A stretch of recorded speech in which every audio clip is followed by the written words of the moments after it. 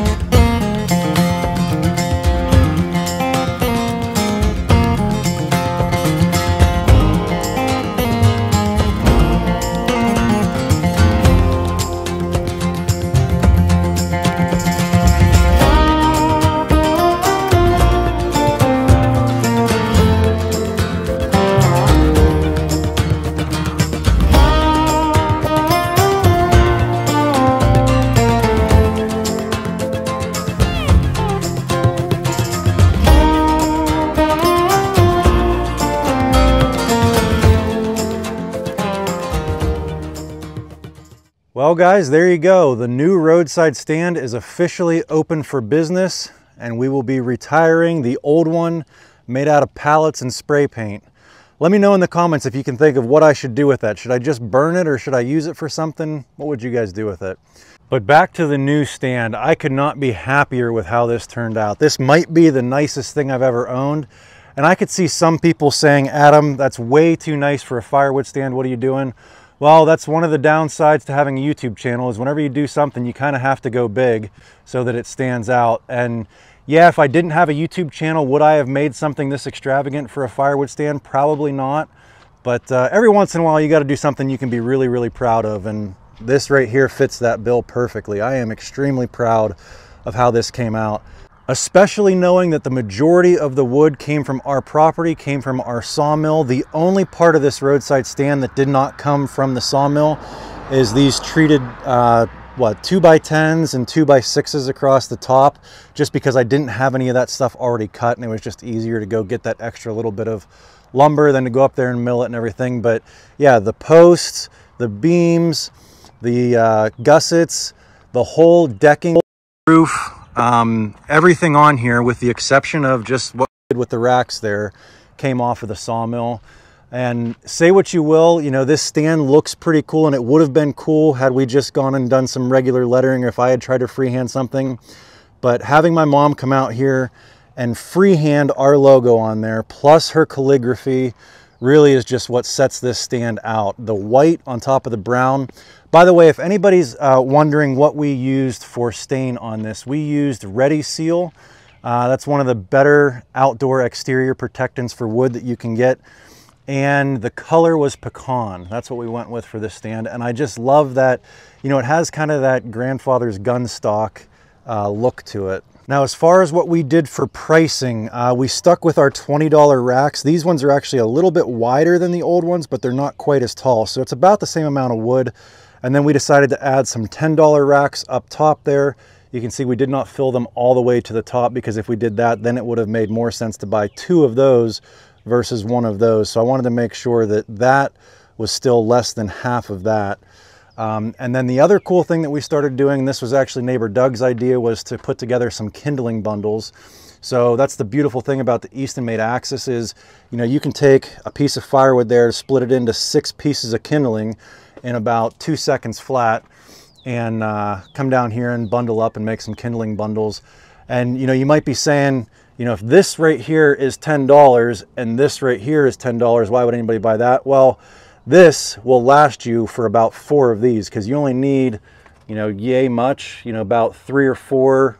You probably get 3 or 4 fires worth of starting out of one kindling bundle there. And then you could, you know, however long you want to have your fire for the night. So plus it takes so much extra time to go through and split the wood that small and then bundle it up. So that's why we're charging $10 for a kindling bundle. However, I will say this whole stand right here came from 1 IBC tote, which was 1/3 of a cord. And if you do the math on all of that, it works out to about $200. Now, like I said, you've got a whole bunch of extra time in breaking down the kindling and bundling it. But if you take 1/3 of a cord and you can get $200 out of it, out of this stand, that works out to about $600 a cord is what we'll be making out of this roadside firewood stand. So this is what it looks like from the back side of the stand, and I'm trying to figure out what I want to have my mom do for lettering on the back side. We were thinking just maybe keep it simple and just do firewood across the back there, maybe Hometown Acres and then firewood along the bottom or something across the top.